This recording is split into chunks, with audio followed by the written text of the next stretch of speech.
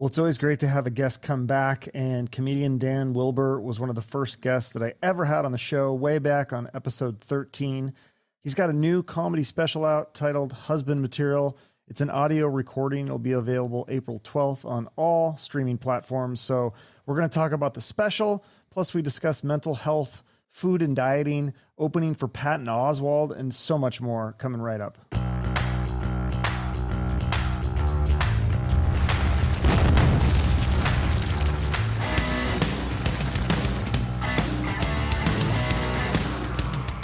Yeah. So Husband Material, the new album. Is this the first comedy album that you've ever had?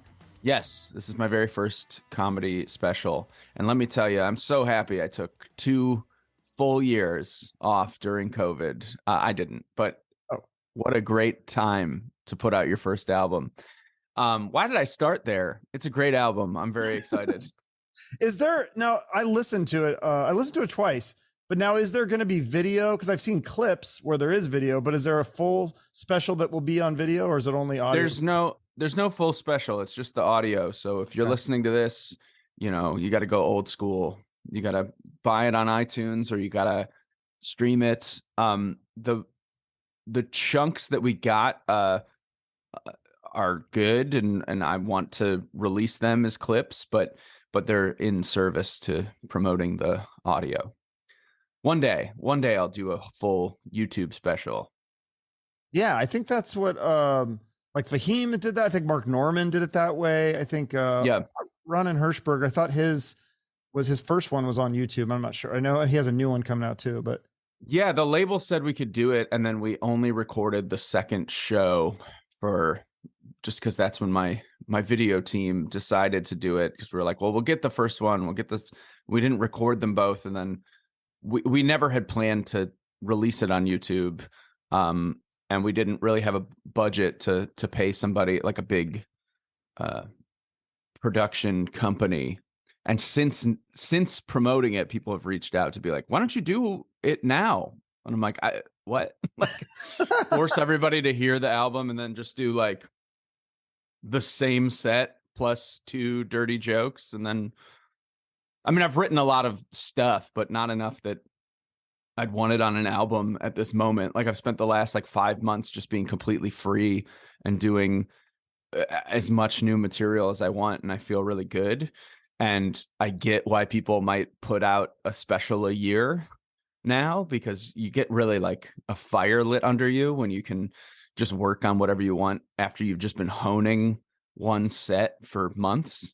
So I don't know. We'll see. Maybe by next December, I'll have thought of enough jokes to put into a YouTube special, but I doubt it, because this one took 18 years. So that's what I was just saying. Yeah, I didn't mean to start by saying like I quit. I was just doing. I wish I had done maybe in 2016 the first album, and then I was like, well, there'll be time to do it, and then at 2019, 2020, some stuff happened. And then screwed it up for a little while. Right. So when you do this, the latest one, how do you because you said you had to hone it for months. So like a lot of your friends and family have probably already heard these jokes. So do you try to invite people to the recording of the special, or is it totally people who have never seen you before? Because then the jokes are all fresh. Yeah. So most of the time in the recordings or special shows, I've found it's people I know.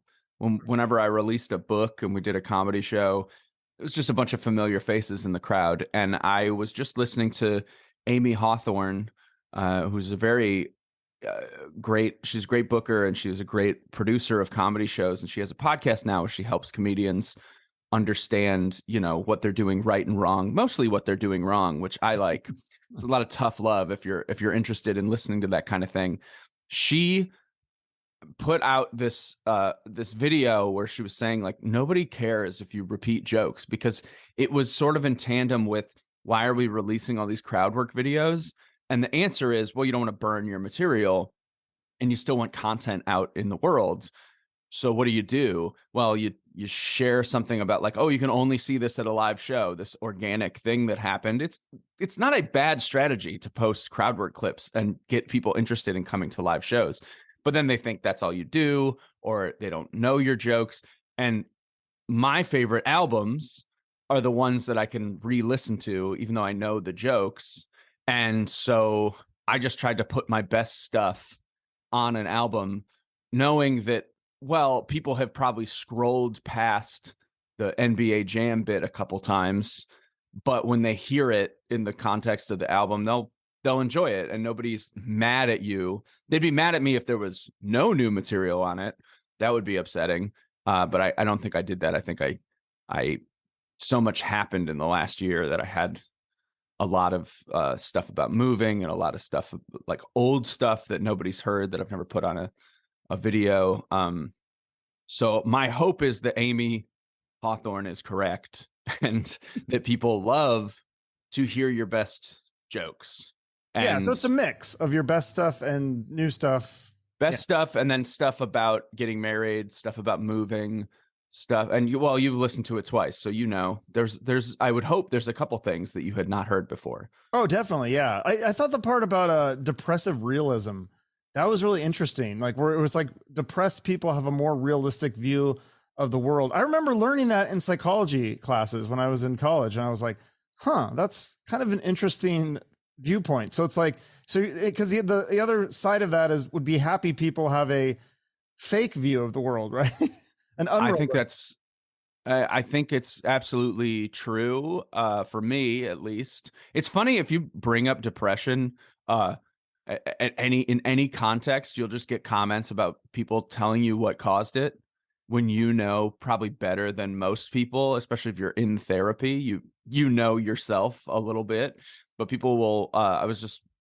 I just posted a video about it that like, if you just say, hey, I'm depressed, and I think it's because the world wore me down and like I got so much rejection and have like a weak spirit at the moment, and I'm not exercising enough to counteract how bad I feel, like all these things. You could list all the reasons and all the reasons your therapist told you, and people will still come out of the woodwork and be like, it's that you're not taking vitamin D.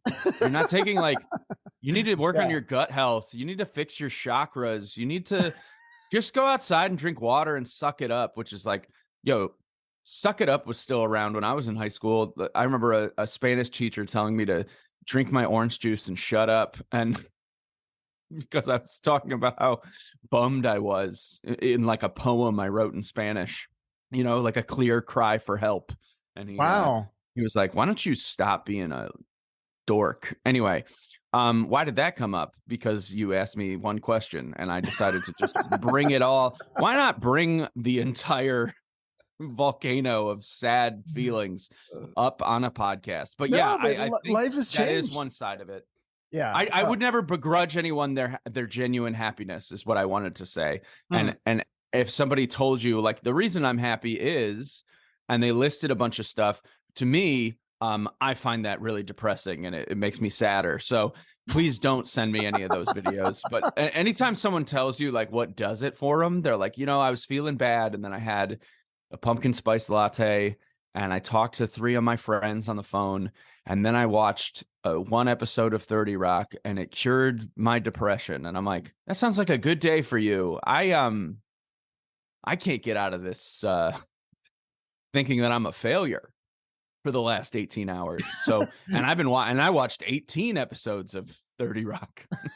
Yeah. Why isn't it working? Yeah. It doesn't usually just happen like snap your fingers. And when you start spiraling down like that, sometimes you just start getting in your head, and it's like, and then it's like not realistic. It's irrational, but you just stick with it anyways, and you can't get out of it. Yeah. Are you a depressed person? I've dealt with that stuff. I mean, and anxiety too. Like that's the worst when it's like you have depression and anxiety, because you're like, oh, wait a minute, these should like counteract each other. Like if I have anxiety, I should have all this energy and I should want to go out and do things. But then when you're depressed, you have no energy. So you have no energy and you're worrying about shit. It's like, it's a bad combo.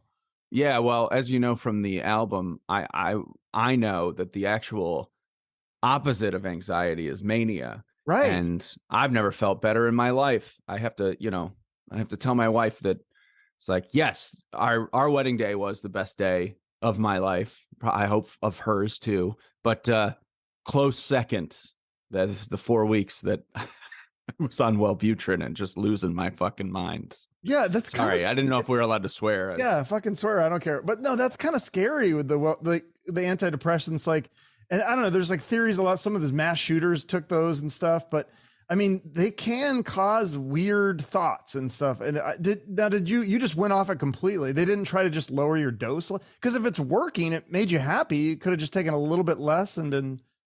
Well, I think the jury's still out about whether or not that means you're bipolar. Like if you have drug induced mania, it means you're like, there's like some placeholder or something called BP3, and it's like, I don't think it's true. I think I have unipolar depression, and like if I do cocaine, I will just have a very good time for maybe a couple days instead of just 20 minutes or whatever. Whatever cocaine does to other people. I just like know not to mess with drugs. I was spending a lot of time like not really even touching alcohol because I felt that I woke up with a lot of anxiety, and then I would sort of spiral up if I took an extended break. I'm sort of experiencing it right now because the weather's finally nice again.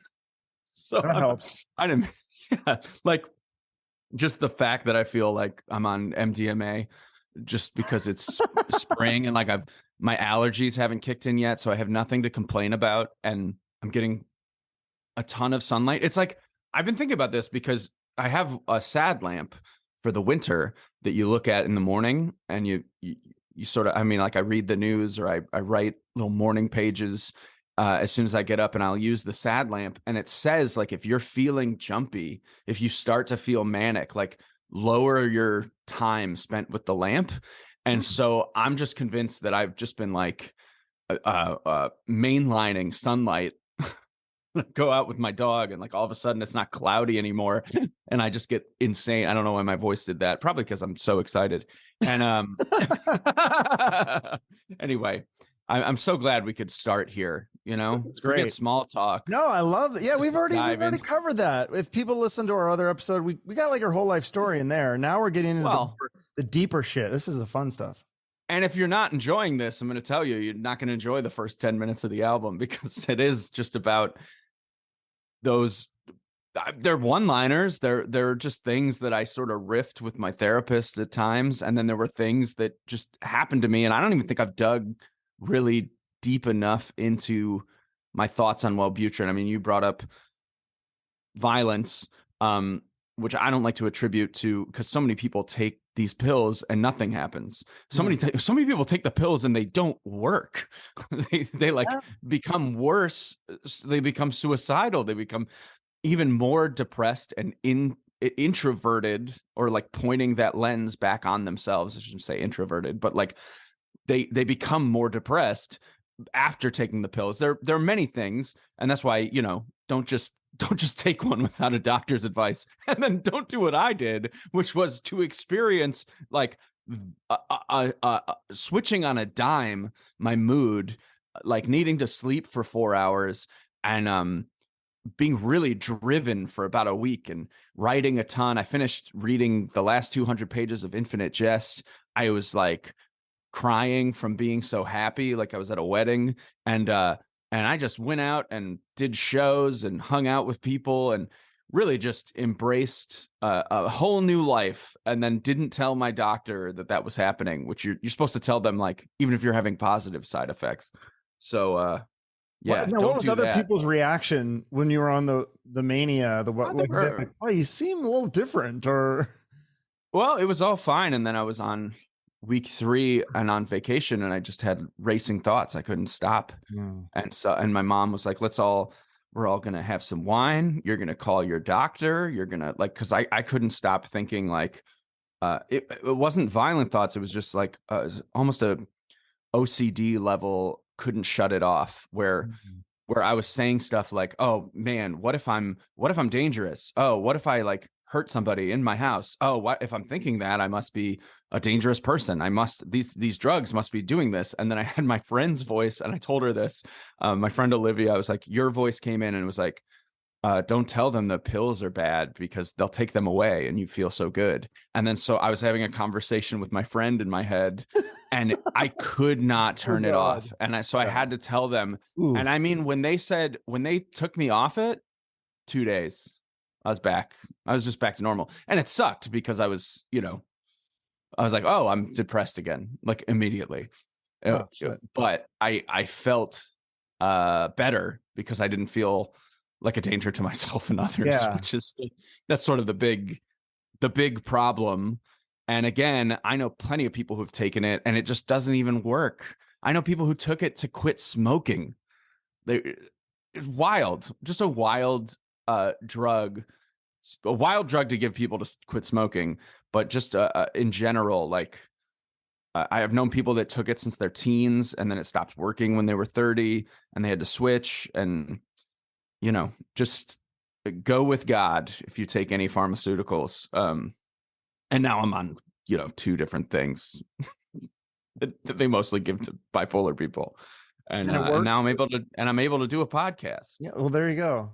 I feel like it's the same with weed. It's like, you just never know how it's going to affect people. Some people smoke weed all the time. I do like one, like square, like corner of an edible. And I'm like having those thoughts where I'm like, oh my God, what if I hurt somebody? What if I do something bad? Like, what if I'm an evil person? Like, and then you start freaking out and then I'm like, why did I take that? It wasn't fun. Yeah. Yeah. That's close to it because weed does have, if you have ever been paranoid on weed, what I say, like, if you've ever been paranoid, especially on an edible, that's pretty close to the racing thoughts, except anytime I've been on edibles, I'm like, well, I'm not going to do anything. I'm just in my own head. I just want to leave whatever party I'm at. I don't want to talk to anybody. I don't want to see anyone I don't know. So I like to have edibles and then have a plan, like especially a movie, like where no one's going to bother me. And there's snacks and that's a good space for me. But if I ever take them and like go to a social function, I really hate that. And I've always hated that. And now that please don't tell my doctors this, but now that I'm sort of on an even keel, I can hit like vaporizers. Like I get, and especially now that you can buy them in a store, you can like find sativas instead of indicas. You smoke a sativa and it's sort of an upper and it's just a mood elevator. And then, you sort of feel buzzed. I have no problem with people who smoke marijuana all the time. I got a problem with people who like drink and drive.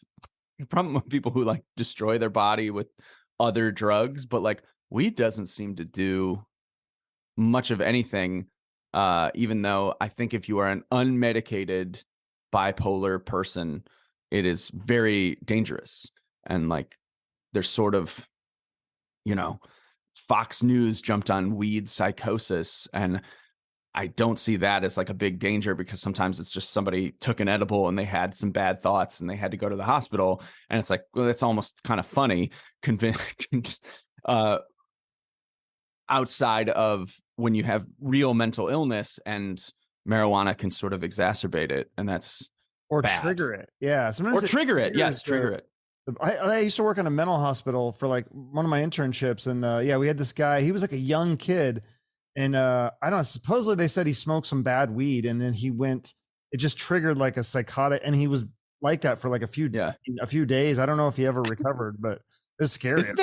Isn't it funny that that's like the end of On the Road, I think, is like one of the guys has some bad tea and they mean marijuana, I believe. If I'm remember, unless my teachers were lying to me and they were all doing heroin, you could definitely have bad heroin. There's hot shots and there's fentanyl and cocaine and all these drugs that are actually dangerous. But you look back on the 60s and you're like, maybe it wasn't bad marijuana. It was just like the wrong person who had been just not sleeping for months and then like smoked a really powerful indica, like right after it had been dried and cured. And it just had like a lot of THC and just made them, triggered their schizophrenia or something, rather than just being like, this was a bad batch. That's all they could come up with back in the day. Must have been a bad batch. Yeah, it was a lot Certainly it less couldn't be powerful certainly it then. couldn't be an internal thing that we've never paid attention to and just beat out of people physically until Yeah. they're dead. Yeah. Must be that marijuana.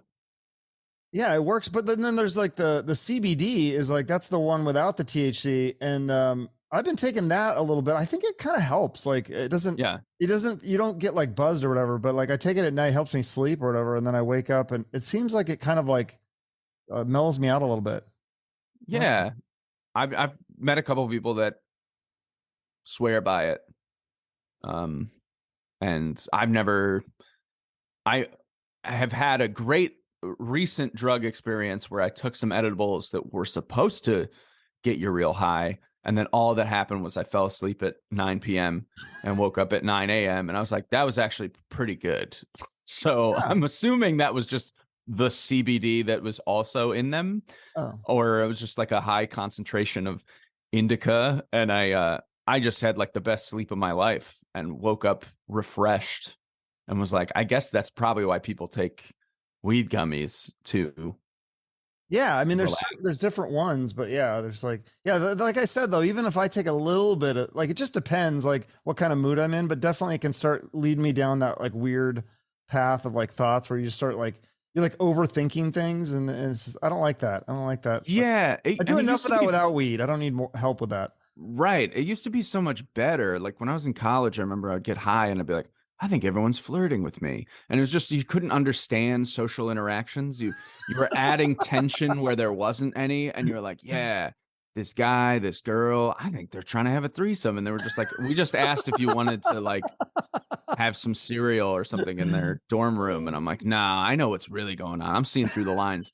And then and then a bad night would be like you burned your throat a little bit on a joint and you're like, that's cancer. That's what it is. I've burned my throat and it's over. I need to call my parents and tell them that I'm dying. Yeah. I don't want that. That was college. No, that's not fun. Yeah, but love the special. New York. You were talking about. I've talked to people from New York that said it's gotten worse with crime, but also like small businesses. Like this one guy I talked to, he said he's like, all my favorite restaurants are gone, and they're all replaced with like a CVS or like a bank or Right. like an ATM. And I'm like, so is that real? Is that a real thing? Not for me, except for we lost all these comedy clubs. I mean, we lost the Creek. What? The Creek is in Austin now. But I remember when Rebecca was sort of like, I'm just not going to reopen it. But I don't even know if she had plans at that point to go to Austin. Maybe I'm messing up the timeline and she was going to have both or something. But basically, it was not that club was gone. UCB was gone. But where we had our weekly show at UCB East, that was closed before the pandemic. And then the pandemic got the rest of UCB. So for me, like, yeah, I mean, my whole life changed. And we went upstate and stayed near where Anya and I got married, which I also talk about in the special, the New York upstate versus the New York City. Yeah. And no, I came back and like, look, I've talked about this a lot because like my worst years in New York City were like definitely 2008, 2009, as far as crime and like people bemoaning the gutting of cool places. Like that exact thing seemed to be happening in 2008, 2009. But I was also out until the middle of the night, like coming home at 4 a.m. and seeing couples fight. And like, I remember I met a pool shark, like, like telling me that he makes all his money, like hustling people. And then he asked me if I had any LSD, and then like some guy came out of some other side of it and started swearing at us. And like all my bad experiences that have happened on the New York City subway were from that era. Like I would say 2008 through 2011 were like really bad. That's when I think that's when my friend Doug got stabbed in the face. Like all the things that I think about, like my friends serving on jury duties, were, doing jury duty where like people just got their life kicked out of them by a bunch of people. And then you see all the videos. I just feel like all the New York Post exports to the world is fear about a city that nobody lives in. But I remember, like, there's so many scarier stories from that time that I remember. And now when I'm out, the only thing that scares me is occasionally I'll get onto a subway train. You know, like, okay, there's more homeless people sleeping on the subway that I've noticed. Doesn't bother me. I've gotten on a train.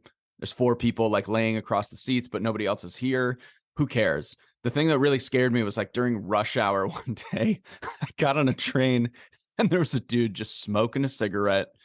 And I was like, that guy does not care. And I'm not going to be the one that tells him to put out the cigarette. And nobody else did. It was like a real New York moment where you know the rules. You got on the subway. Someone was doing something that was like in clear violation of all rules. It is none of your business. Move on. Like, they're not hurting anybody, but they do not care like what happens to them. So if somebody sees them and tells them to put it out, that's an authority figure, an MTA employee. I mean, I would feel bad because that MTA employee would get his ass kicked, but that guy was scary. And I did not make eye contact with this man, but I knew like he was not homeless. He was just did not care what happened to him that day. And that kind of stuff is wild where it feels like there's a breakdown of, because there's already so many social norms. There's a lot of etiquette you have to follow on the subway, and there've always been flashers, and like you can take videos of them and shame them and make sure they never come. You know, they get their face printed on the cover of the Post, and that's all good. But like the really weird stuff, yeah, it's around, but it's not. Every time I told my friend, like, someone was roasting me on Twitter for saying, like, I'm sorry, so-and-so made you scared of the subway, but like, don't vote for him just because you're scared of something. Like, you live in Albany. You don't even live here. You don't need to worry. Like, you live in Buffalo. You don't need to worry about the transit system in New York City, a place that you've been once to see the Lion King or whatever. You know, some mean-spirited New Yorker attitude thing.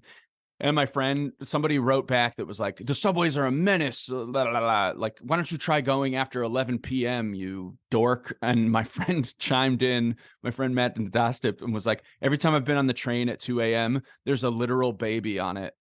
Like there's a literal baby in a stroller with their mom at 2 a.m. Like, it's not dangerous. It's not scary.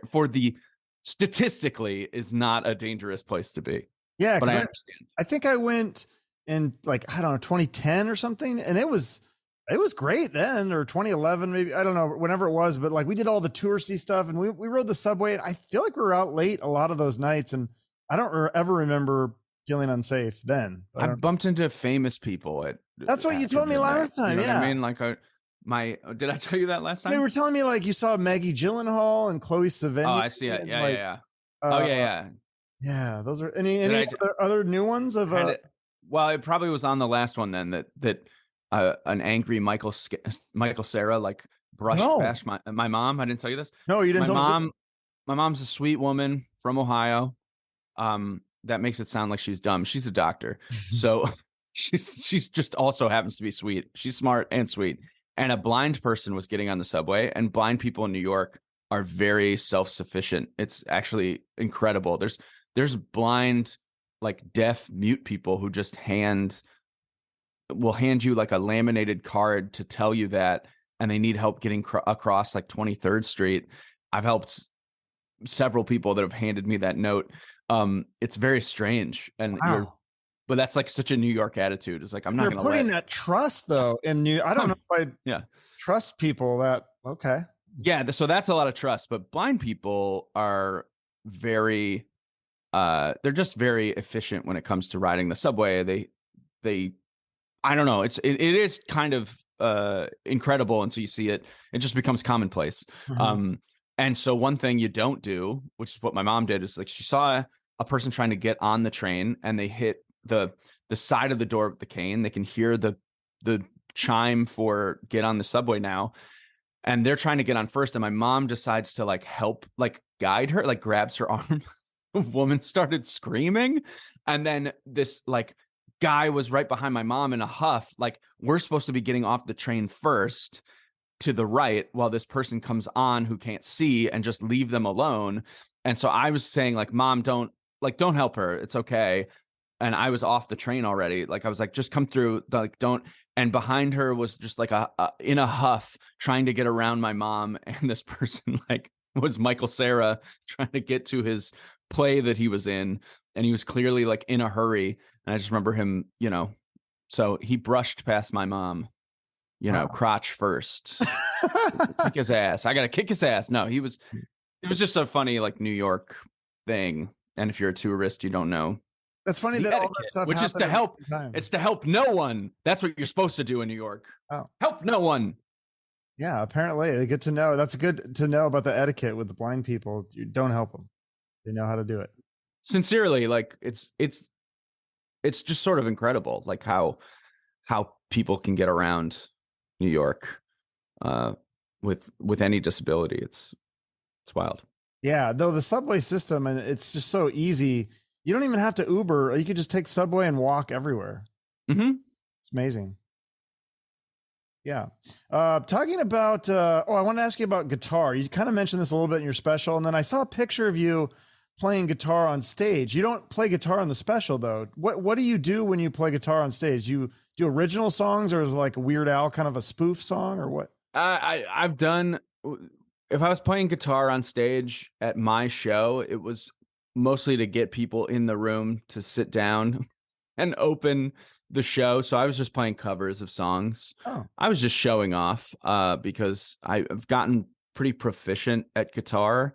And so sometimes I would just close out the show with a song, like as if we had a musical guest, or sometimes I would open with a song, and I'll do some goofy stuff. Like I have a 3-second song that just goes like, if you're thinking of starting a podcast, don't. And it's to, some finger picking. I wish I had my guitar in this room, but I don't. Yeah. So I've written like very short things that are funny, and it's always fun to just like finger pick and talk over it. But I haven't really incorporated it into my act. I wrote a song about Law and Order SVU, and it was maybe the first year I had been playing guitar, and I had not played a single live show. And Joe Firestone was like, you got to play that at my show, that we're doing like a fake script for SVU, and you got to open it. And I did this like sold out show at Union Hall, and that was my first like musical comedy event. And I was so nervous. I practiced it with this guy, Matt, who is mentioned by name in the album, Matt Schlatter, great musician, great teacher, worked on it with me for like a month to get it in shape. And I was about to throw the whole thing out and cancel it. And he was like, nope, you got to do it. And so God bless him. That was my first. And then I never really returned to it. I post them online because like TikTok seems sort of obsessed with musical comedy. TikTok's basically just vaudeville. I know another comic is, I think the guys on What a Time to Be Alive keep mentioning that it's basically like you could go on and juggle. You could do, well, I mean, I guess there's dark sides of vaudeville. Don't do that part, but you can do like basic, you could do like contortionist stuff. You could do anything that's visually intriguing, anything that's musical, anything that's comedy, sketch, like that stuff's just killing on TikTok. So my friend Kim Denaro told me to just keep posting music as I come up with it, that I didn't need to play it at the show. So I honestly like have not played live that often. I'm not even comfortable enough to busk on the street. I'm not comfortable enough to open my guitar case and like ask people for money, even if I was playing covers. Which is my dream, is to just make all my money that way. Way more lucrative than comedy. Seriously, like those people do make. And now you have like we go and see live music, and it'll be somebody with an acoustic guitar, and they'll have the guitar case open, but also they'll have the Venmo. Now you can just Venmo from your seat. You don't even have to get up. You could just tip them $5 or whatever. Sure. Awesome. Yeah, I mean, if you're in the right mood, like especially if you've had like 2 beers, Lower East Side. You go down into the 2nd Avenue station. There's this girl that will be playing an accordion, and I'm ready to drop like $5 in that bin that I don't have. And she, I wish I knew her. I wish I remembered her tag or whatever, but it's if it hits you. And then there are other people that I see, and this is what keeps me from busking, is that you see other guys like screaming with an acoustic, and they're doing like a Third Eye Blind song or something, and you're like, please stop this. Or like like a bad Dylan cover, like playing a Dylan cover and not making it sound better than Bob Dylan. That's sort of a feat, like good job, man. couldn't find the melody to that song. That sing talk song. Yeah. Sir, you couldn't hit the range of Springsteen in your voice. Yeah. So I would love to do it. Have you ever been to Nashville or Austin where there's like so much live music there? There's a lot of people. Yeah. And you see like amazing musicians. Like that's what's kind of cool about those places, because people go down there to make it in music. Sure, I'm same that LA and New York, with people go to make it in acting and modeling and comedy. I know. I was walking from, and I think it's true in New York too, is that I was walking from the train to some spot, and I was like, man, I'm pretty cool. Like I'm going to do the thing. I got 2 spots tonight, whatever it was. And then I just saw this guy playing Prince on an electric guitar in the middle of Times Square or something, like in the subway. And I was like, man, the most talented person I'm going to see today is like a street performer. Like, I don't know. That guy is like, it's really incredible. That good, huh? That guy should have been on stage. Like I should have just asked him, if it was a different time, and been like, hey man, I got this spot. Why don't you just come and do that Purple Rain solo for all of them? I think they'd be really impressed. So yeah, I think that is fun. That's the fun thing about New York or Austin or Nashville, is that there are these people who are just sort of doing it like it's like they don't deserve money, like they don't deserve attention. They're just trying stuff out in the street or at some local bar, and you have the joy of being able to just walk in on it. That's a cool spot. That's not happening everywhere in Cleveland.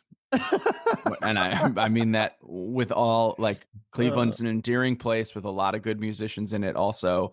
But anytime I've been to a good show in Cleveland, it's because someone told me I should go to it. They were like, please come to this show. It's my band. And then I'm like, sort of on the fence. I'm like, well, I know this guy's crazy. And then I go to the show and I'm like, actually, they are pretty good. This is a good rock band or whatever. But they're not just the guy on the side of the street is usually like a high schooler. Okay. Yeah. I've never been to Cleveland. I still it's on my bucket list. I actually do want to go there. It's a good place. It's a great place to visit. It's a great place to live. I can't go back, but I wish everyone the best of luck. Do you love New York? You still love it? Or I love New York. Yeah, I love New York. I mean, I live in Long Island now, which we didn't talk about yet, but how far away is that again from like Manhattan? So if you drive, sometimes it's like 45 minutes. And if you take the train, it's door to door. It gets a little long because you're beholden to the schedule of the LIRR, but the LIRR is like really cool. And is there not an express? You don't have to deal with traffic. Yeah, there's an express now to Grand Central so I live in Huntington, which is North Shore, and it's about an hour-long train ride from here to there. But you have to drive to the train station, and then once you're at Grand Central now, it's like in the depths. It's really cool. They just added this. I'm excited about it, and I think everyone else on Long Island is excited, or should be. They're complaining about transfers and all this stupid stuff because they're soft. But it's like the first time in the history of the rail line that it goes to Grand Central, I believe. So they've always been going to Penn Station, and now all of a sudden they go to Grand Central, and it's great. So I'm sorry, this is like such a middle-aged man thing to talk about, but like I love trains. I guess that's not middle-aged. That's 4-year-old. Like you have the train set. You guys heard of these trains? Yeah. You don't have like one of the train sets with the hat and stuff and the I don't. Okay. I don't, but I just appreciate not being in traffic, and that there's an alternative. If you are willing to give up like an extra 30 minutes of your life, you can read a book and like not have to worry. And then I stay out. Like I went and saw my friends one person show, and then I went to my friend's birthday party. I had a drink with him, and then I went to do a spot at 1 a.m. and then I just got in my car and drove home one night. And then another night, it's like I leave, I get on the train, I do one show, I turn around and I come back to my house in the suburbs. And I'm sort of just treating New York the way I've always treated it, except instead of living 20 minutes away in Brooklyn, I live an hour and a half away. So So do you still do most of your comedy there, or can you do some yes. clubs in Long Island? No. Yes, I do most of my stand up there. Okay. And then there's a good scene in Long Island. There's on Long Island. That's how you know I'm not from here. It's on Long Island, not in Long Island. So there's a good scene. There's a lot of like independently produced shows. And then there's 3 clubs that are all owned by governors in Levittown. They own Brokerage and I think a place called McGuire's.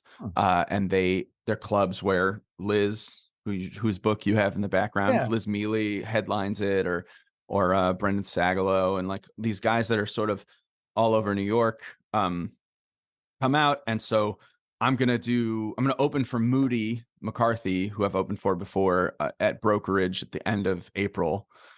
And then I've done a handful of times, I've done those clubs, and I'd hope that eventually I get to have a weekend there and they trust me to come do it all the time because it would be convenient. So yeah, that's why I'm saying this in case they're listening. I'd really love to do more spots at the Brokerage, but honestly, I don't have enough spots out here that would justify me staying out here as a just Long Island comic. And it's not for wishing that I weren't out here. It's just the fact that I just don't know that many people. Sure. I just don't know all of them. A couple of my friends left when we got here. They moved to the South. It's nice to be able to break it up and at least do some of your shows closer, not have to go to Manhattan. Oh, there is a great show that is a 1-minute drive from my house. Nice. And that guy calls me day of, sometimes 2 hours before, and is like, do you want to do a spot? And yes, I'll take a minute-long drive for those. And I'm not used to that because New York was such a pain, and you're always trying to do 3 things in a night, and I'm still basically doing that. Like that is the lifestyle of a New York comic, is not to just do one thing. In fact, anytime and now that I do go out, and if I just do one thing, I feel dumb for having wasted that commute. So even though I occasionally just swing in, do my spot, and then just get out. Yeah, that makes sense. That's what I've heard a lot of New York people. Yeah. They do like 3 or 4. I think that's what Liz said that she did. I feel like, did she even say like maybe 5 or 6 at night one time? I don't know. Yeah, I mean, that's great. If that's great work if you can get it. I love it. Well, tell me about this show though that you did. This was crazy. You opened for Patton Oswalt and I don't know if I say this guy's last name right. Scott Seiss. Is that how you say it? This is my Patton poster. Can't point it. Yeah, this was oh, that's awesome. Of him as Two-Face. I love that. Draw that? I love that poster. No, it's this guy, OK Pants. I don't know his real name, but he's from Cleveland. I think he's a Cleveland guy. So there was a lot of connections where I was like, it's Cleveland, it's Patton, it's the shows I did. And OK Pants is his handle. He makes some great stuff. And sorry, was the question, that fun? I just want to hear about the show. Like, first of all, like, what was that? Yeah, I just didn't even hear the question. I just wanted to show off my poster. No, just like, how did you get hooked up with that? And because it was multiple, I know it was at the Orpheum Theater, but there was also some shows on the road that you did with him and Scott Seiss. Yeah. Seiss, is that how I say it? Seiss, I believe. Yeah, that guy's he's like the IKEA. He does those IKEA TikToks that are hilarious. That I love. He's great. I think he's really funny. He's I don't know where he lives right now. I thought he was in Baltimore. So he's sort of close, but yeah, he's come and done. He did our show in Park Slope. That's every week. He visited New York a couple times. He's a very sweet dude, and he's very funny. Yeah, he's in And Cocaine Bear. Did you see that? he's in Cocaine Bear, and I haven't seen it yet. Please don't share this with him, because a bunch of people keep telling me how good Cocaine Bear is when they come into this bookstore. Start talking to me about Cocaine Bear, and I was like, well, I got the trump card. I'm friends with Scott. He I'll follows text you him on about Instagram. That's a pretty big compliment. Yeah, I mean, we're friends in real life now at this point, not just Instagram friends. Yeah, so the reason the patent thing happened was because I had this funny, and I'm sure we talked about it last time, I had this funny blog about books where I made fun of a book every day, and it was called Better Book Titles. Yes. And yeah, so it was like a hyper viral internet thing, Tumblr blog back in 2010, 2011. And I still run it as a website, and we have like merch and stuff. And we have, I try to post memes that have something to do with books, or at least are my funny friends on Twitter, and share that kind of content. Because it never slowed down, like people discovering it and liking it. So we have like 800 covers on it. And so if you've never heard of it, it was like The Great Gatsby is Drink Responsibly, and The Very Hungry Caterpillar is Eat Until You Feel Pretty. And there were all these like funny names for books. And so Patton was my first Twitter follower. Like I posted, hey, we have a Twitter now. And Patton was like such a rabid fan of this blog, and he was sharing it. I mean, he's like one of the reasons it went viral. Was like he discovered it and just started posting about it on Twitter before I had a Twitter. And so we just sort of kept up. Like he knew I was a comic, and we had met a couple times, but I never really asked him, you know, for anything other than to check out the book. Like I was trying to get him to write a blurb or something. And I don't even think he remembered the connection of why we were Twitter friends, other than he knew I was a stand-up, and we would like talk, we would like complain about the same think pieces or something. We would just sort of had like some fun back and forths. And then one day I saw that he was doing a casino in Jersey. Sorry, this is way too much detail. No, But this is I asked great. him if I That's could do it, fascinating.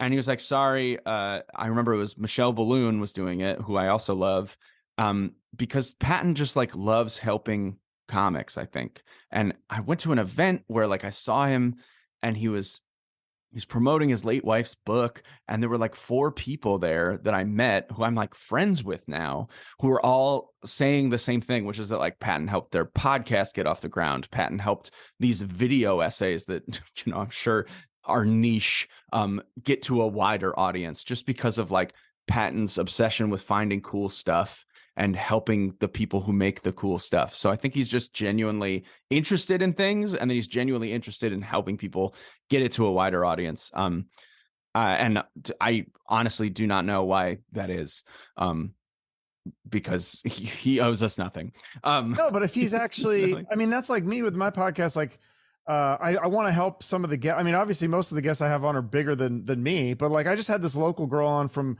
Tucson, and I was like trying to connect. She's like, "Oh, I really want to sound like Avril Lavigne." I go, "Oh, actually, I had his the guitar player from Avril Lavigne on here. Here, why don't you message him?" And there's something now. I'm like, this feels great. Like, it feels good to help people. Yeah, it feels good. And I do it like I just helped connect 2 friends who like already knew each other, but it hadn't occurred to them to work together on this thing that I saw them both basically doing similar storytelling shows. And there was a very specific show that my friend was doing, and I was like, you gotta workshop it with this other person, because like I can only do so much. Like I can help you with all the jokes and stuff, but I don't really know anything about structure as far as one person shows. I've never done one. I can't direct it. I can't do it. And like hooking those 2 up, like I know they're gonna have a positive collaborative experience. Mark my words, if they hate each other in a month, I'll take it back. But it feels good, and you're helping support like good work. I mean, it's the same as shows. Like we love our show. Zach and I have this weekly show that's sort of down and dirty, free, free weekly comedy show. So sometimes it's great, sometimes it's awful, sometimes it's canceled, and it's in the back of a bar, and the only reason we do it is so that we can work on new material without necessarily having to go to a mic or if we can't get booked at like 5 shows like Liz is doing, we have to do our 5 or 10 minutes every week on our show, and it keeps us honest and all this stuff. But then the added bonus is that like we get to give a bunch of comic spots, and it's not about spot trade. Like there's sometimes just comics I want to see, and comics like we have to think about like who will get some butts in the seats occasionally. But for the most part, I'm just like, I'd like to see a good lineup, and I'd like to help those people out when they ask. So we always get comics asking when they have something coming up. And so, yeah, it feels great to have a whatever nominal platform. Yeah. A So literal cool. So wooden Patton platform. Oswalt did that for you though. That's pretty awesome. You paid. Yeah. Oh yeah. So I sent him a message being like, hey, I'll do this casino. I feel like that's the right level for me. I can open for you a casino. And he was like, no, you're going to do the Beacon. And I just like, my palms are still sweating thinking about it, because that was just like the best show that it was the best show before or since, I think. Even the Orpheum was really fun. And I did this show with Scott and Patton in Huntington, where I now live. And that was really fun because I'll still bump into people, like especially comics, who were at that show. And I'm like, that was me. And it's exciting because I get to be, I was hoping I'd be famous at like Home Depot or whatever, but it's better to be famous, like walking into a club or whatever, and 2 comics, like, because I'm new to this scene, like already know who I am. And that feels really nice. And Ralph Macchio was there, and that was fun. Yeah. What was it? So nobody got Macchio was there. A selfie with him? Like even Patton Oswalt was too scared to approach him? No, I don't think he was too scared. I think I think he's a genuinely shy dude. Macchio is. Okay. And to the point where like our friend had come backstage, and we're all just talking, and we're just talking about movies. And my wife and I was trying to get a picture with Patton to just post about the show and me and Scott and all this stuff. But we didn't really want to ask Ralph. And then when we all left, our friend was like, who's that guy? Like, who's that guy who's like chatting with his son? And we're like, that was fucking Macchio. What are you doing? She was like, why didn't anyone say it? Why did anyone like get these photos? But I met him, I lived in Long Island for like 2 more months, and I met him somewhere else. So I have a picture with him. Oh, really? We got it. We finally, we did it. That's awesome. He looks like a statue next to me, because I look hammered in every photo, but I'm actually just kind of chubby. So if you're trying to picture, I run 5 miles a day. Do you really? Damn. Yes. I hate running. Terrible. I walk on the treadmill. I'll walk, but it's like with an incline. So I think that works. It does something. No, I've done this. I did this to myself. Yeah. Or how are you doing with that? Like, are you trying to diet or anything, or are you just it's like, screw it, I'll run and burn off some of these calories? I have lost about 25 pounds since we recorded the album. So all of my fat jokes, by the way, were written when I was this weight, and I went to a doctor, and they were like, you need to lose weight. So I just want everyone to know who's listening, I am still technically obese. And so I have not changed that, but I don't know how you do it, but like, I just like can't drink without eating. I mean, it's a New York thing. It's like, without, if you have a couple, you're trying to stick to a diet, and then you have like a couple beers or something, then all of a sudden you start craving junky food, and you're like, I can eat this. Yeah. So that needed to go, but now I'm like running all the time. So I there's something about it just makes me want to drink, like the endorphins, like I just feel invincible.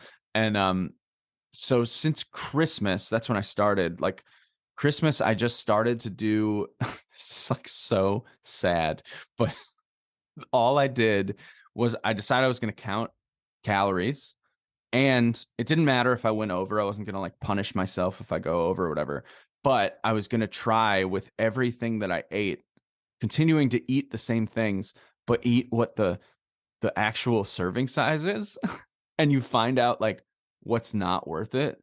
Like cereal is like a third of a cup or something of Frosted Flakes, and you like look at it, like if you take a picture of it just to see after you've measured it, you're like, That's the saddest thing I've ever seen in my life. Oh That's a yeah, it's like travesty. all those serving sizes are. It's like, oh, here's 6 potato chips. Like Yeah. nobody's eating 6 potato Oh my chips. God. Ruffles, it's like 11. So I've been working on the same bag of Ruffles for like a month. They're disgusting because You I can't. actually follow that? You're still following that with the I 11? follow it. I follow it. And I just say, like, you know what? That's what it's supposed to be.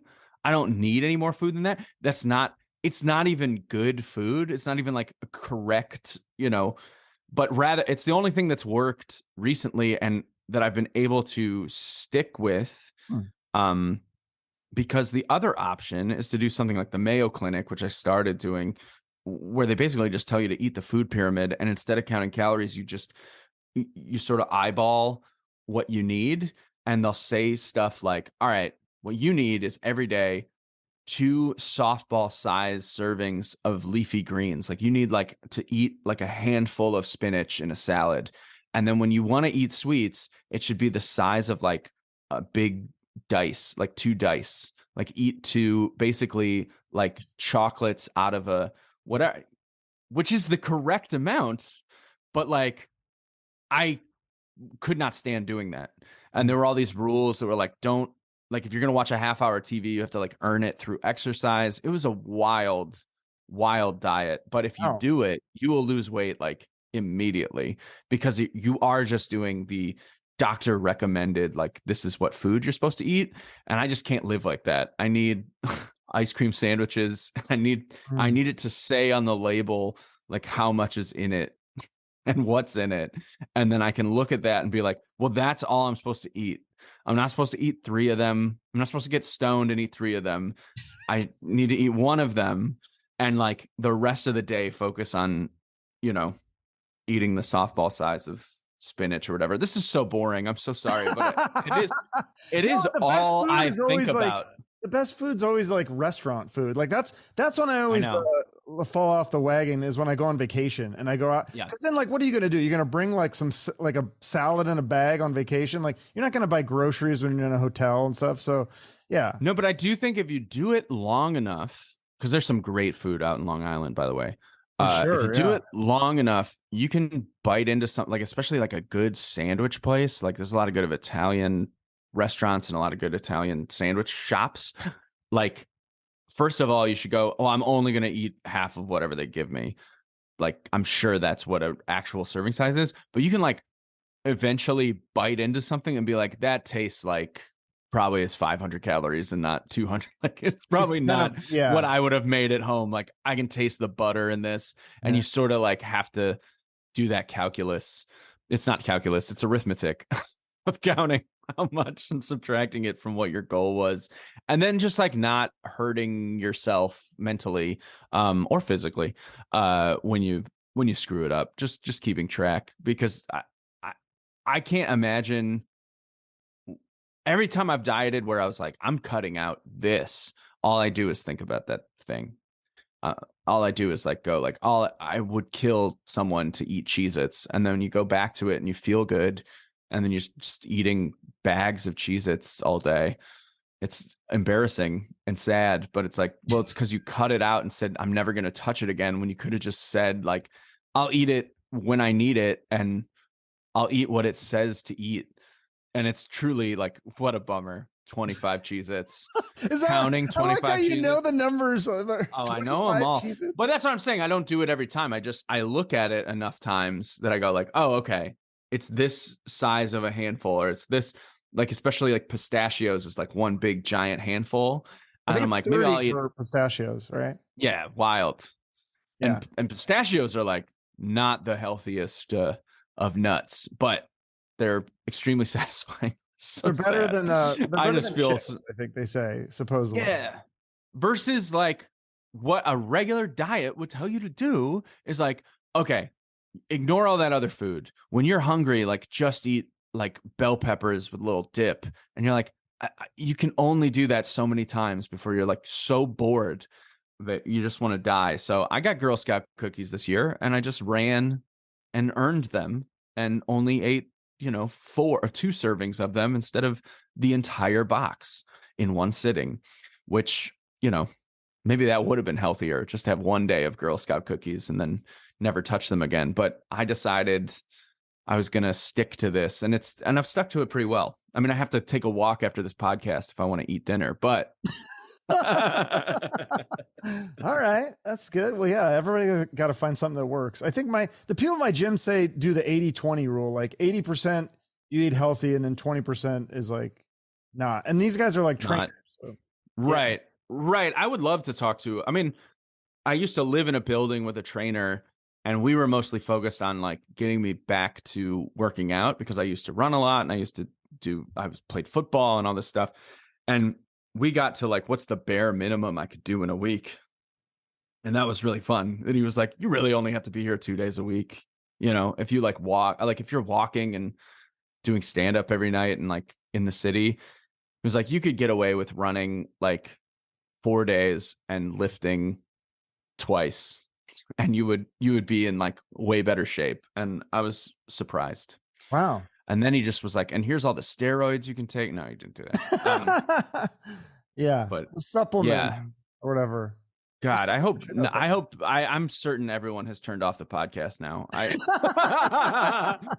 Dieting tips. I mean, I guess there's a niche for this. It's like dieting tips from like a normal, hoodie wearing middle-aged. It's always interesting to hear what people are doing. Yeah, because it's one of those things, like it's a middle-aged thing. I think my audience is middle-aged. Like everybody who doesn't like think about that and is like trying to figure out, what do you do? Like, do you exercise more? Do you eat better? Some people just say, screw it, I'm gonna eat whatever I want. And I have friends like that are like, I don't care. Like, I'm just gonna eat whatever I want. I'm like, I don't think we can do that anymore. It was great when we were in our 20s, but yeah. Well, that's what was so damning about my 20s and my teens, was that if I ran like 3 days a week, I could eat McDonald's every day. I could just do anything because I would lose weight.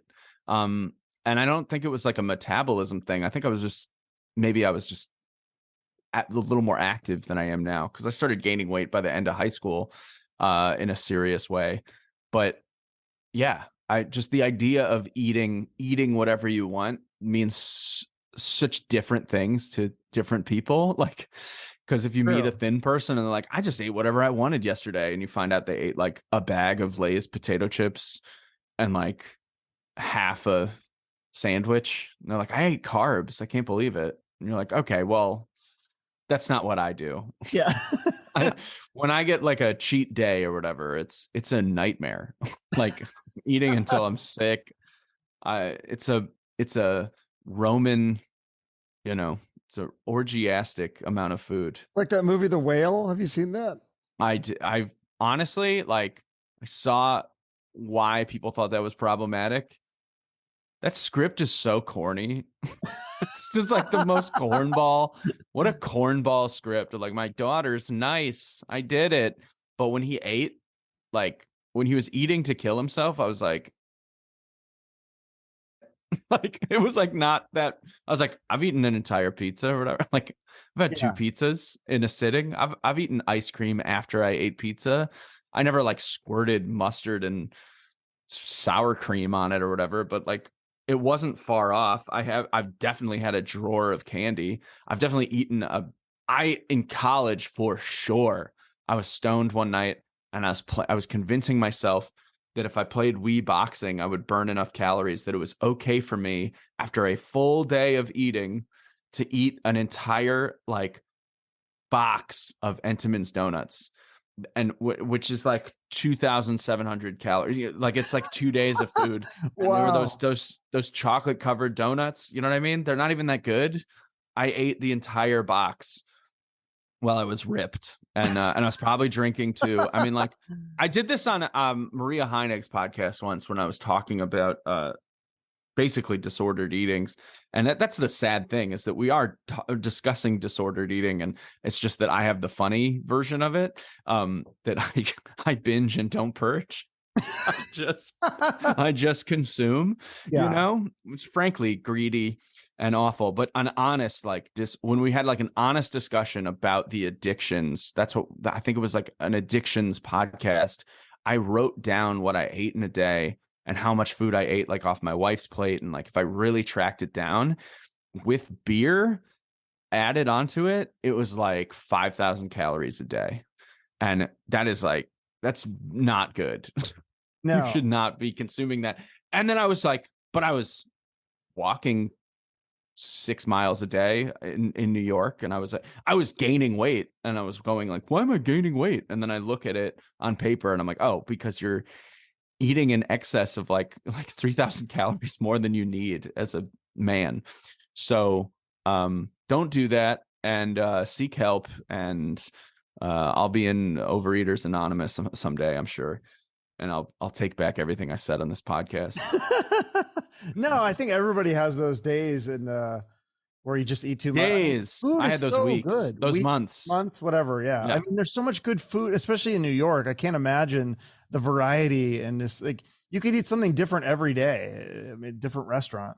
Yeah, and it's so embarrassing. Like comedians, because you keep late hours and you're trying to kill time. Like New York just eats up your wallet too, and you're and like the best feeling in the world is to do a show. The best feeling in the world, yes, I said it.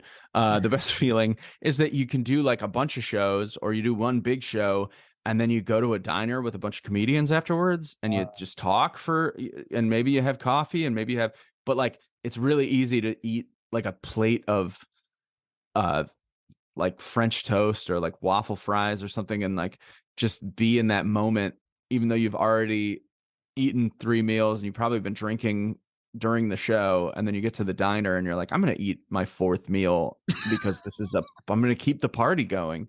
And like, that's the danger of New York too. It's always open, and you're always like, the timing is always off. Yeah, and I'm always a late night people. eater. Like I'm always like craving like shitty food like late at night. Like if I wake up, I could do. I know that's a big thing now that people do is like they're like, oh, like you fast in the morning. I'm like, I used to do that all the time, just not eat breakfast. I'd wake up, be like, oh, like go to work and just have a cup of coffee, and that was like, and then I eat like, but dinner late at night, you're like, oh, I'm so hungry, and that's when all the junk food comes out. Right. Yeah, I mean I think that's a really common error, and they're constantly studying it because people keep screwing it up. So Yeah, well, they never know what's the healthiest. Yeah, I mean that's just like the whole like this whole podcast about like you're talking about just things that are normal things for most people, like mental health, like getting sad and eating too much junk food. Like who doesn't suffer? If somebody was like, what is wrong with these people? They eat too much food and they get sad. Like, no, that's like being a human. Yeah, I mean yes. I think that some people have it worse. Yeah, certainly a lot of people have it worse than I am. Than I do, and there's reality shows for that. Yeah, I've seen those. That's right. It's like sad because those people are like they have no clue. They're like, yeah, I don't know. Like I wake up in the morning, I brush my teeth with soda. I don't know what the problem is. I don't know why I'm gaining weight. Like, and you just see what they eat, and it's like sad because they clearly were like raised on and that's the problem with the kids. Like I'm sure your parents probably made you eat your vegetables and like probably taught you some sort of nutrition. Yeah, but like think about how tied to your personality and your growing up like food is. Like I think about that all the time when I was thinking about dieting, and I got to get rid of pasta, and I was like, I've eaten pasta my whole life. Like pasta is like part of my identity. Like, and I'm not even Italian. Yeah. But you can definitely get rid of McDonald's or whatever, but to say like, oh, I'm going to stop eating this specific kind of food that has just like always existed in my life. That's like wild, a wild thought. And so I understand when people feel bereft of those things because it's your whole. And then, when I talk to my mom about it, because we all have food issues, like she's like, yeah, I mean, I had to occasionally bribe you guys with food. I think everybody just does it. Like you have to bribe a child with egg McMuffins or French fries at some point. Yeah. And there's no real way to get out of it. I guess you could dump money on your child and then he'll just go spend it on candy. No, the new thing is like worse. The new thing is electronics. Like parents give them like an iPad or something. Like, here, if I give you the iPad, will you shut up? Like, right. And that's a whole new kind of thing. But I've hung out with my nieces long enough to know that food's still in there. They're these, these skinny children, but they're like in a constant want to reward themselves with food, and I can just see it. But I think that's just kids being kids. I just used to eat. I'm just thinking about like how often I ate cereal out of a cup dry, like into my teens, just like I'm drinking Lucky Charms. Really? Which one? What's your favorite cereal? I liked well, now, I mean, the thing I liked when I was growing up was Cracklin' Oat Bran, which has saturated fat. I remember that. That's like deep fried cereal. I don't know Was how it they really? managed that. I always thought it was healthy when I was a kid. I thought it was healthy too, and then I looked at the side. I was like, "There's like trans fat in this. This is wild. Shit. How did they get like funny. animal fat in the?" I always thought that was like cereal. healthy. I did love it, though. I thought so. I think it is health. I mean, it has like bran. It's got fiber and stuff, but it's not good for you. And now, I eat Frosted Flakes because they're low on the glycemic index.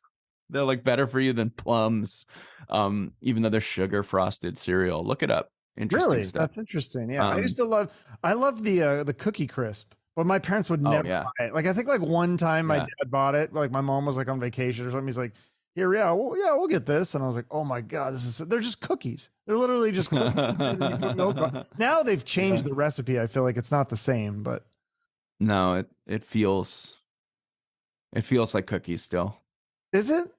Yeah, I don't know. I think it's different. I feel like the old one was like literally just cookies, and now that they look like cookies, but it's like fake. And yeah, I would eat. I mean, we could just list a bunch of cereals. I'd eat them. I was a big fan of Cocoa Puffs. I was a big fan of like anything that's like chocolate. Yeah, or just anything that sounds like Cocoa Puffs, but they changed it a little bit. If they had like Reese's Puffs or whatever, I'd eat all that kind of stuff. That's funny. I haven't even had like I'm trying to think of the last time I had a bowl of cereal. Like it's been maybe like a decade. I just never am in the mood for that. Yeah, they have healthier choices now. If you eat Rice Chex, it's not actually that bad, but they're not good. Yeah, it's not fun. I guess I'm trying to have fun at all times. Yeah, and so I just the food better be there too. I feel like carbs were like bad or whatever. So then now if I'm like, all right, if I'm going to eat carbs, like I'm going to go all in. I want like a cinnamon roll, or I want like pasta with garlic bread. Like I want like the good stuff, like not just a bowl of cereal. That's not. Yeah. I don't know how or why we all did that. It's not good. They had to keep showing the balanced breakfast around it to remind you that it wasn't food. You needed to eat all this other food for it to be healthy. Definitely. So yeah, we got off on a hell of a tangent. This was fun, but yeah. Anyway, I'm so sorry. No, it was so fun. This was like I knew that it was just going to go down a rabbit hole. But yeah, new album comes out in like 2 days. If people are listening to this, I'm gonna try to get this out tonight. So April 12th. It's probably going to be out by the time people listen, or right? Yep. Yeah. It's everywhere. It's Spotify and iTunes, and you can a Tidal, I think it's on, and then hopefully it's on Sirius. You can hear it if you have that. And then do you have any like you never tour, you never come down, you never come to Arizona, or you never come to Vegas or somewhere like it like I know. I'd love thought to. Of touring more? Yes, I have. I mean, for the most part, I've just been opening for other people. So that just takes me wherever someone wants to bring me. But I should probably start doing it with my own face as the headliner. And I'll come to Arizona. Yeah. A bunch of people say to. You told me about some club that there's a bunch of good. Yeah, there's Stir Crazy, there's Tempe Improv, there's Stand Up Live.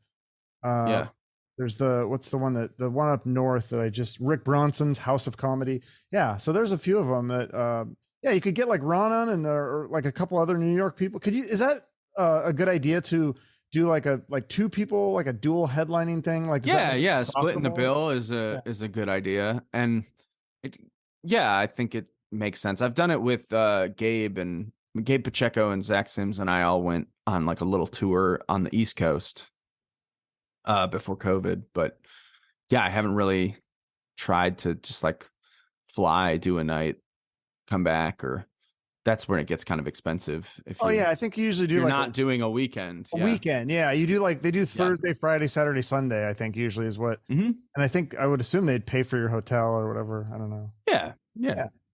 Yeah. So maybe I'll hit them up. yeah, hit them up, and then I always end promoting a charity. I think last time you were on, you promoted the Bard Prison Initiative. That's my only charity. Yeah, that's the such Bard a cool Prison thing, Initiative. Yeah, because it's like I feel like that's something that people don't really like. Everybody could get behind that because, like, yeah, even if you like, oh, I hate these damn criminals or whatever, but it's like, okay, well, if they're out of jail, like, what do you want them to do? Like, you don't want them to go back to jail, so you want them to have a job and be able to learn and have skills and be people in the real world. Yeah. So yeah, I mean, it's I've only doubled down. I read the new Jim Crow recently, and it's basically that just that like the prison industrial complex is stronger than it's ever been, and when it gets destroyed, it will be replaced by something just like it. So you have to stay look alive out there. I know there's it's scary that the prison is out. Like for profit, isn't it? Like run by corporations or something? That scares me. I don't know. Like the federal government said they were going to stop working on for-profit prisons, but it didn't end incarceration rates, I believe, is one of the arguments. And it's never been focused on strictly violent crime, even though there's like a really cool logic thing in the new Jim Crow that was like, well, there's more people in jail for violent offenses because violent offenses carry longer terms. So if you have one side of the prison that's just full of rapists and murderers, and then they're there for 25 to life. So it seems like the prison is full of them, but it's because they fill half the prison, and the other people who are coming through are like doing a year and change for a drug charge. So it seems like, well, we need prisons because they're so full of these violent crimes. And you're like, well, it's just like a numbers game. There's always going to be some violent crime, and you need some way to deal with it, but you like don't need to be incarcerating people for marijuana anymore. Yeah, that's legal. Legal here. It's legal in New York. It's legal in I feel like most states now. Yeah. No, I think they should grant amnesty for crack too. So, and I mean that genuinely. Like, let's just be done. Let's be done with drug offenses and replace it with something else. So the Bard Prison Initiative is like one step that you can take to rehabilitate anybody. And I think it stops recidivism by like 97%. So exactly what you were saying was like, it's a thing where people go in and teach, and these prisoners can get degrees and learn skills while they're in prison. So then when they leave, they have something that they can go do. Yeah. And if you've ever read like a self-help book, you know that just people thinking of themselves as having value, it changes your whole mindset. And so even if the person never got a job doing something with their GED or their college degree, it's like that. Yeah, but somebody took the time to tell them they were valuable and smart and that they could do it. And then they did it, and they did it from prison. And and then they have an education. They can function and enrich their souls. So if you care about human beings, you should donate to the Bard Prison Initiative. That's the best sales pitch I think I've ever heard. If you care about human beings. Yeah. Cool. Well, thanks so much for doing this, Dan. I'll get this. Oh, it was a pleasure. Yeah. And again, Husband Material out April 12th on all the streaming platforms. And hopefully we'll see you do a show soon. Yeah, thank you. Or I'll come to New York. Yeah, please. Okay. All right. Thanks. My thanks again to the very funny Dan Wilbur. Check out his special Husband Material and follow him on Twitter, Instagram, TikTok, all that stuff. He has a lot of very funny clips on there. And check out his website in the show notes for more information. And remember, liking, sharing, and commenting on the episodes and on social media and YouTube helps out the guest and the show. So make sure you're also subscribed wherever you watch or listen, preferably YouTube, but the show is everywhere. And if you're on iTunes or Spotify, you can give us a 5-star rating, and we'd really appreciate that. So thank you so much for listening. Have a great rest of your day, and shoot for the moon.